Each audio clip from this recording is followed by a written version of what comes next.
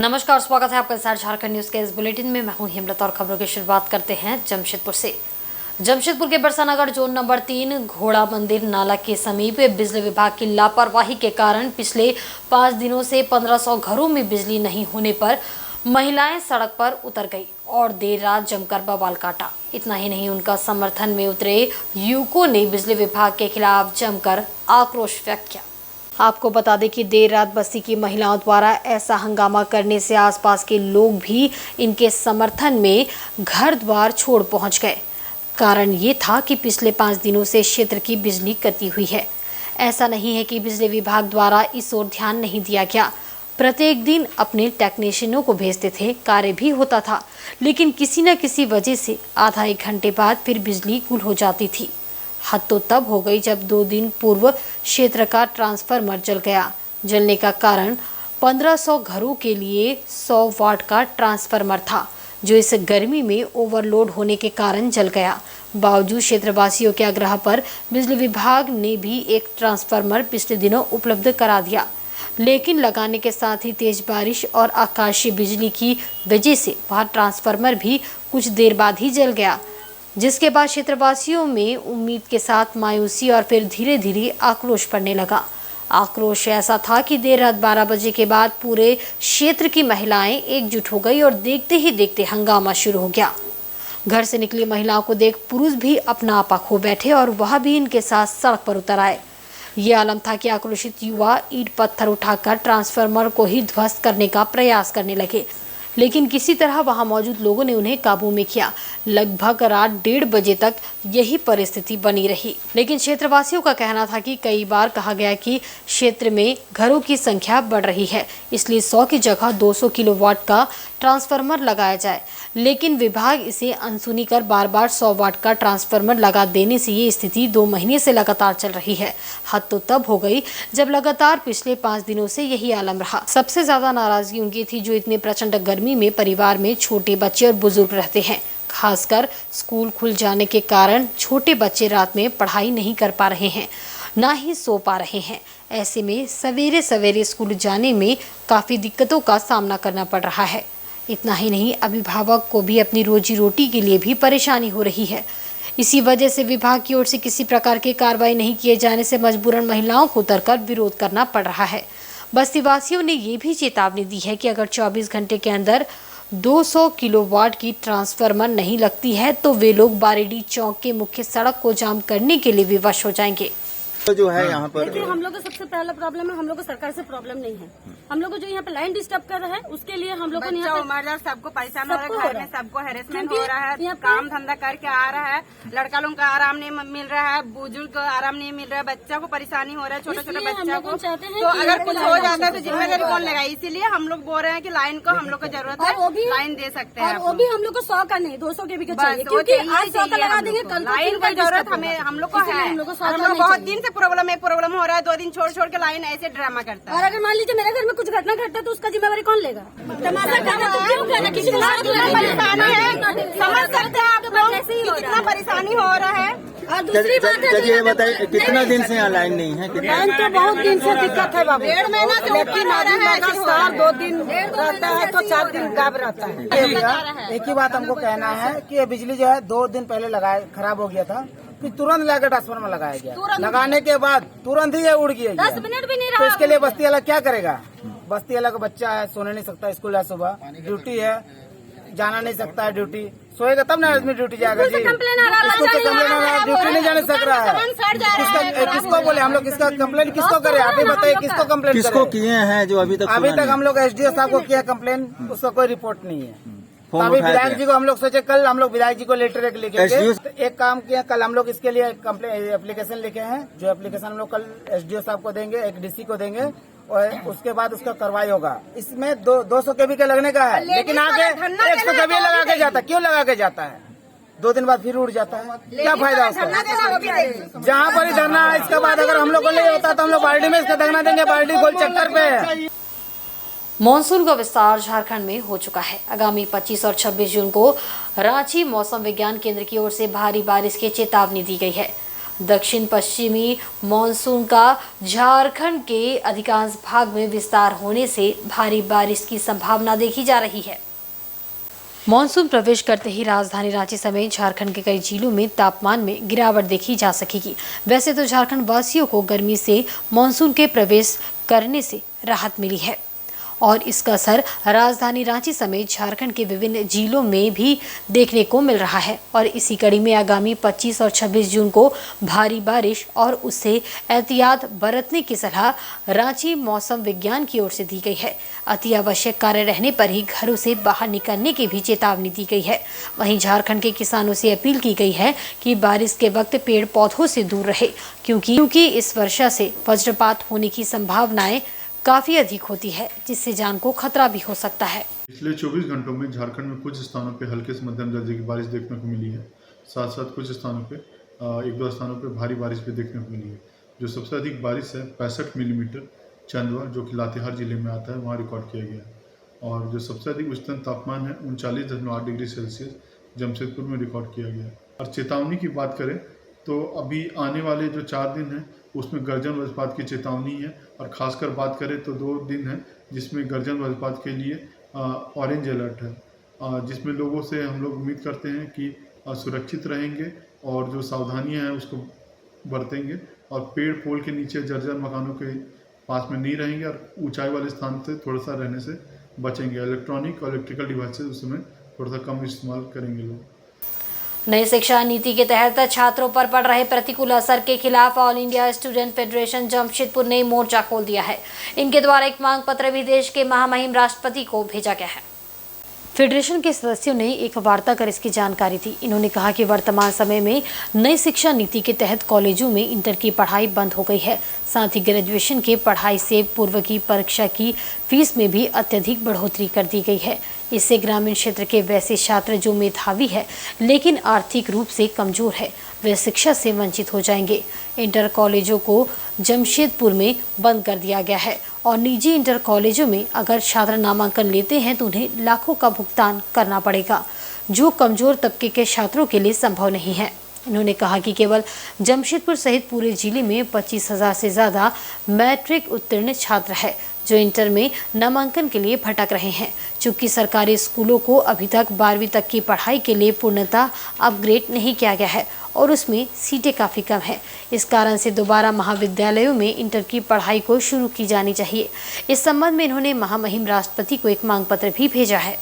आज हम लोग all India student federation Jamshedpur जिला की ओर से न्यू एजुकेशन पॉलिसी नई शिक्षा नीति लाने के बाद जो छात्रों को प्रॉब्लम हो रहा है उसके विरोध में आज हम लोग प्रेस कॉन्फ्रेंस रखे हैं। अभी हम लोग उपायुक्त को ज्ञापन भी सौंपे, उपायुक्त के माध्यम से राष्ट्रपति महोदय को, जिसमें CUT को रद्द किया जाए, नई न्यू एजुकेशन पॉलिसी को रद्द किया जाए और जो सरकारी स्कूलों में शिक्षकों की कमी है उसको फुलफिल किया जाए। यही सब माध्यम से सौंपे। आज आप देख सकते हैं कि अभी हमारे झारखंड में कॉलेज में एडमिशन नहीं हो रहा है इंटर का।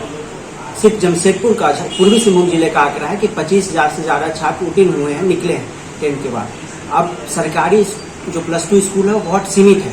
इसमें कॉलेज में एडमिशन नहीं होने से उन लोग को भटकना पड़ेगा या फिर प्राइवेट स्कूल में जाना पड़ेगा। बाय नेम मैं कई स्कूलों का नाम बता सकता हूँ तो बहुत सिंपल स्कूल है और वहाँ से अगर आपको इंटर करना है, इंटर की पढ़ाई करनी है 2 साल की, तो आपको जो है कि 1.5 से 2 लाख रुपये खर्चा आएगा। अब बताइए कि स्टूडेंट कहाँ से पढ़ेंगे? CUT के माध्यम से जो धांधली किया जा रहा है छात्रों के साथ कि 5 सब्जेक्ट अगर किसी भी विषय से लेके आप करते हैं तो 5 सब्जेक्ट में आपका 750, उसके बाद आप एक सब्जेक्ट बढ़ाते हैं फिर 750। अगर 6 या 7 सब्जेक्ट बच्चा पढ़ रहा है तो 2100-1500 रुपया लग रहा है उसका। अब वो छात्र, गांव के छात्र आप जाके देखिएगा, हमारे जिला में पटमदा में, चाकुलिया में छात्रों की पास, उसके फैमिली के पास इतना पैसा नहीं है कि वो देंगे। तो इन सब के विरोध में हम लोग आज प्रेस कॉन्फ्रेंस रखे स्टेट कलेक्टर। वहीं सरायकेला जिले के टाटा कांड्रा मुख्य मार्ग स्थित गम्हरिया DVC मोड़ के पास बीती देर रात सड़क पर ब्रेक डाउन होकर खड़े एक ट्रक में होंडा अमेज कार ने पीछे से जोरदार टक्कर मार दी। इस दुर्घटना में कार के परखच्चे उड़ गए, जिसमें कार चालक गंभीर रूप से जख्मी हो गया। बताया जाता है कि DVC मोड़ के पास घना अंधेरा होने के चलते तेज गति से आ रहे कार चालक को समझ नहीं आ सका कि ट्रक चल रही है या सड़क पर खड़ी है। इस बीच तेज गति होने के चलते कार की जोरदार टक्कर ट्रक से हो गई, जिसमें होंडा अमेज कार पूरी तरह क्षतिग्रस्त हो गया। कार सवार चालक एयर बैग खुलने के चलते गंभीर रूप से जख्मी हुआ। बाद में घटनास्थल पर मौजूद स्थानीय लोगों ने पुलिस और एम्बुलेंस को दुर्घटना की जानकारी दी, जिसके बाद कार चालक को एम्बुलेंस से अस्पताल में भर्ती कराया गया है। गौरतलब है कि इस सड़क पर अक्सर ब्रेकडाउन या सड़क किनारे बड़े वाहन खड़े होने के चलते दुर्घटनाएं घटित हो रही है। झारखंड की महिला बाल विकास एवं सामाजिक सुरक्षा मंत्री जोभा मांझी ने क्षेत्र की बहुप्रतीक्षित कारू नदी पर सेरेंगदा जोजोदा पुल का उद्घाटन विधिवत पूजा अर्चना व फीता काट कर किया। मौके पर मंत्री ने ग्रामीणों को संबोधित करते हुए कहा कि राज्य की हेमंत सोरेन सरकार गुदड़ी जैसे सुदूरवर्ती क्षेत्रों के विकास के लिए वचनबद्ध है, जिसको लेकर विगत 4 सालों में सुदूरवर्ती क्षेत्रों को प्रखंड व जिला मुख्यालय से जोड़ने के लिए पुल पुलिया व सड़क का निर्माण कर रही है, जिससे ग्रामीणों को आवागमन की सुविधा मुहैया किया जा सके।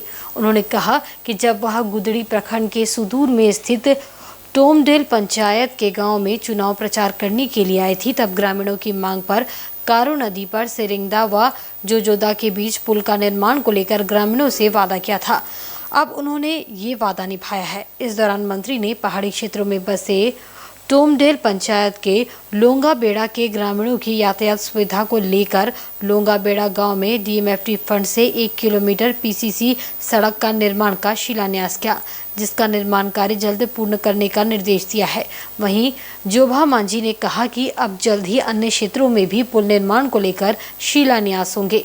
मौके पर डीडीसी संदीप बख्शी, गोलकेरा बीडीओ विवेक, गुदड़ी बीडीओ महादेव महतो आदि मौजूद थे।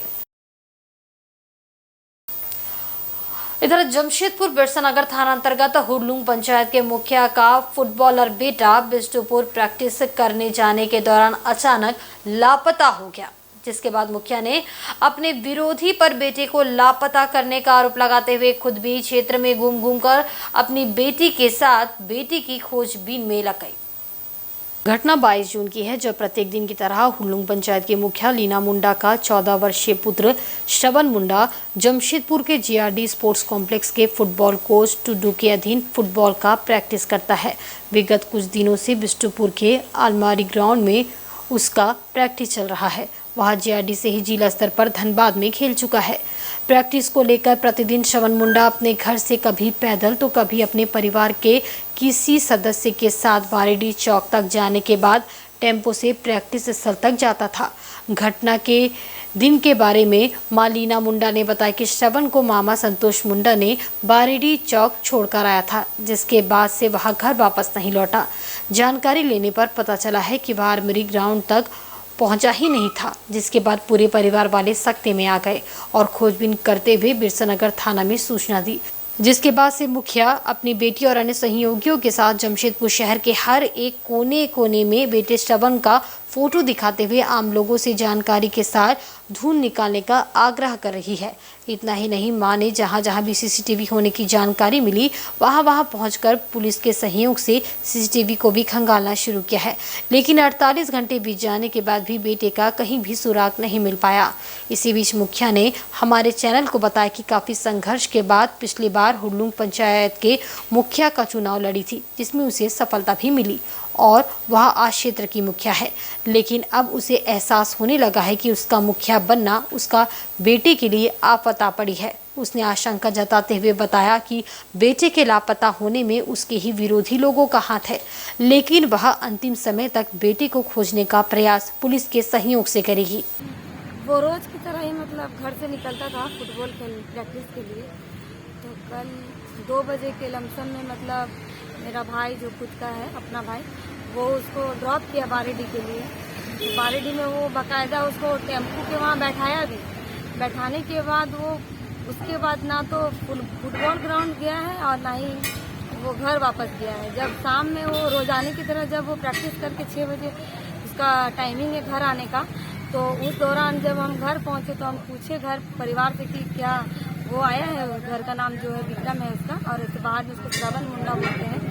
तो जब हम लोग ने जब उसको पूछा तो सब कोई बोले नहीं, वो तो प्रैक्टिस से आया ही नहीं है। तो हम लोगों ने बोला कि घर में क्या उसका बैग उग है देखो। तो फिर देखे सारा घर में चेक उक किए तो बैग उग कुछ भी नहीं मिला उसका। तो बैग नहीं मिला तो फिर हम यहाँ वहाँ सारे रिलेटिव को फ़ोन करने लगे कि यहाँ आया है क्या, वहाँ गया है क्या, ऐसे करके सारा एकदम वीडियो लेने लगे सब। फिर हम खुद अपने से ही घर से निकल के यहाँ वहाँ देखने लगे, पर से कुछ पता नहीं चला। फिर उसके बाद हम लोगों ने वहाँ से निकल कर उनके कोच को फ़ोन किया जहाँ वो प्रैक्टिस करने जाता है। वो बोला आज तो श्रवण मुंडा आया ही नहीं है प्रैक्टिस के लिए। और तब वो जब वैसे बोले तो फिर तो कुछ काम ही नहीं कर रहा था एकदम दिमाग। उसके बाद हम लोग सडनली में थाना आए। फिर थाना आने के बाद हम लोग बड़ा बाबू से मिले, हमारे बिरसा नगर थाना प्रभारी। फिर उन्होंने कहा कि थोड़ा सा देख लीजिए। किस तरह से हो गया मैं बहुत ज़्यादा कंफ्यूज हूँ, मुझे समझ भी नहीं आ रहा है कि मैं किसे ब्लेम करूँ, मैं खुद को ब्लेम करूँ या फिर कोई मेरे अगेंस्ट लगा हुआ है या कोई मेरा विरोधी है जो मेरे इस तरह का काम कर रहा है। मेरे छोटा सा बच्चा को जिसको सही से अभी पूरा देश का नॉलेज नहीं है उसको सही से कल से ही खोजबीन चल रहा है मेरा। मैं सारे MGM अस्पताल, TMH अस्पताल, रोड का बिष्टुपुर एरिया, साक्षी एरिया, कदमा एरिया, अभी आप CCTV देख रहे थे? सारा जी मैं सारा कुछ खोज चुकी हूँ। मैं सुबह से भी सारा स्टेशन वगैरह सारा कुछ वहाँ भी FIR करके आई हूँ। और फिर बिरसा नगर थाना में भी फिर से मैं डायरी देके मतलब कल दोपहर को 2 बजे निकला घर से, मतलब तभी से बोला कि फुटबॉल खेलने जा रहे घर में, और मतलब कल से ही रिटर्न। वहीं सोनवा बाजार में गंदगी फैलाव रोकने के लिए प्रखंड प्रशासन द्वारा बैठक बुलाई गई। बैठक में उपस्थित BDO नंजीराम व CO सागरी बराल ने बाजार परिसर और सिंचाई नहर में कचरा फेंकने व गंदगी फैलाने पर दुकानदार पर सख्त कार्रवाई की चेतावनी दी। सोनवा बाजार परिसर व बाजार के बीच में गुजर रही सिंचाई नहर में दुकानदारों द्वारा विभिन्न प्रकार के दुकान में कचरा फेंकने से गंदगी फैल रही है, जिससे किसानों को काफी परेशानियों का सामना करना पड़ता है। नहर कचरा से जाम हो जाता है, जिससे बरसात के दिनों में पानी बहाव रुक जाता है और भारी बारिश से घरों में पानी घुस जाता है। दुकानदारों द्वारा नहर में कचरा फेंके जाने पर कई गांव के किसान व रेलवे द्वारा आपत्ति दर्ज कराई गई थी, जिसके समाधान को लेकर शुक्रवार को सोनवा बाजार परिसर में बैठक का आयोजन किया गया था, जिसमें BDO, CO, पुलिस पदाधिकारी, प्रमुख, जीप सदस्य, मुखिया, पंचायत, ग्रामीण मुंडा व किसान उपस्थित थे, लेकिन दुकानदारों की उपस्थिति काफी कम रही। बैठक में कचरा फैलाव रोकने के लिए एक समिति का गठन किए जाने का प्रस्ताव प्रशासनिक पदाधिकारियों को दिया गया, लेकिन दुकानदारों की कम उपस्थिति के कारण समिति का गठन नहीं हो सका, जिस कारण बैठक में किसी भी तरह का निर्णय नहीं लिया जा सका। बैठक में जिला 20 सूत्री उपाध्यक्ष दीपक प्रधान, प्रमुख नंदिनी सोय, पुलिस पदाधिकारी राम सूरत यादव, उप प्रमुख रचना महतो, जीप सदस्य जगदीश नायक, मुखिया नूर हांसदादी मौजूद थे।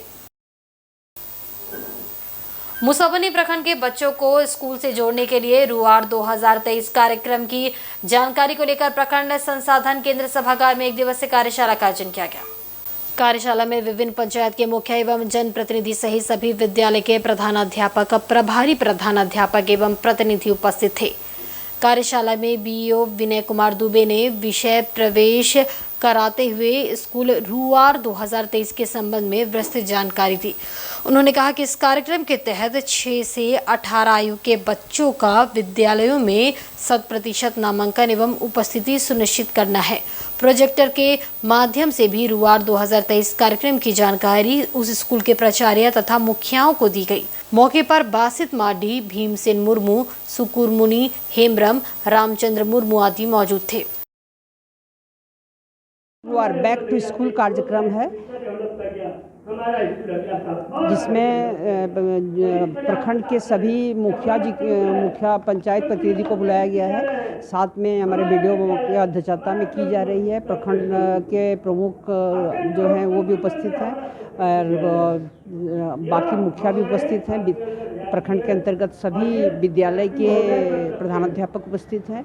इस कार्यक्रम का मुख्य उद्देश्य है कि जो 22 तारीख से विद्यालय चले अभियान की तरह जो पहले हमारे यहाँ चल रहा था, वही जो है बैक टू स्कूल सभी बच्चों को विद्यालय में लाना, उसका ठहराव को सुनिश्चित करना। ये कार्यक्रम हमारा 22 तारीख से सभी विद्यालय में शुरू हो जाएगी। आदित्यपुर थाना क्षेत्र अंतर्गत शेरे पंजाब चौक उस वक्त रण क्षेत्र में तब्दील हो गया जब आपसी विवाद में 2 युवक भिड़ गए, जहां जमकर लात घुसे चले। इस मारपीट की घटना में एक युवक घायल हो गया। बताया जाता है कि शेरे पंजाब चौक से सटे आनंद भवन के पास दो लोगों में किसी बात को लेकर कहासुनी हो गई। नौबत मारपीट तक आ गई। इस मौके पर एक व्यक्ति ने दूसरे को मारकर लहूलुहान कर दिया। घटना की जानकारी फौरन आदित्यपुर पुलिस को हुई, जिसके बाद मौके पर पहुंची पुलिस ने मारपीट कर रहे दोनों युवकों को हिरासत में ले लिया। पुलिस द्वारा घायल युवक के इलाज के लिए उसे अस्पताल भेजा गया, जबकि दूसरे युवक को पुलिस थाने ले आई। इस बीच सड़क पर मारपीट होने से कुछ देर के लिए वहां अफरा तफरी का माहौल देखा गया।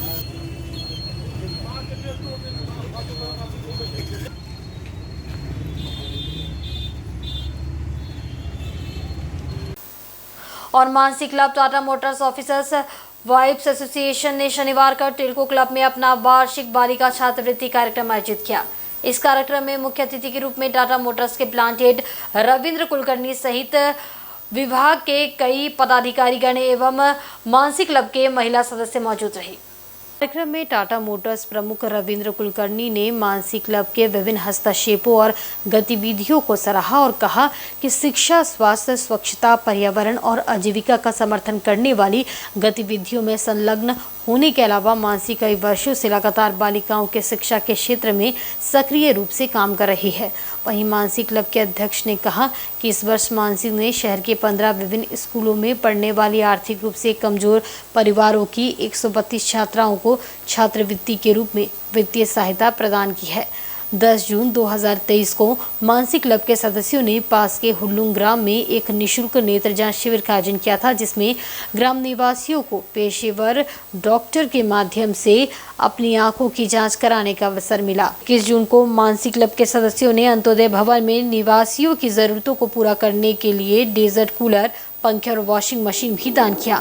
मानसी क्लब ने 8 अलग अलग गांवों की 15 महिलाओं को उनकी क्षमता को ध्यान में रखते हुए आजीविका के स्रोत को बढ़ाने और उन्हें आत्मनिर्भर बनाने के लिए सिलाई मशीनें भी प्रदान की है। कैंसर रोगियों के इलाज के लिए मेहरबाई टाटा मेमोरियल हॉस्पिटल द्वारा किए जा रहे काम को ध्यान में रखते हुए मानसी क्लब ने अस्पताल को एक 12 चैनल EGG मशीन भी दान किया है। जिसने एक दिया कम जलाया, शर्मा रही है उन बुजुर्गों को जिन्होंने उसके अस्तित्व को सिर्फ अंधेरों से जोड़ा। शर्म आनी चाहिए। हर ऐसे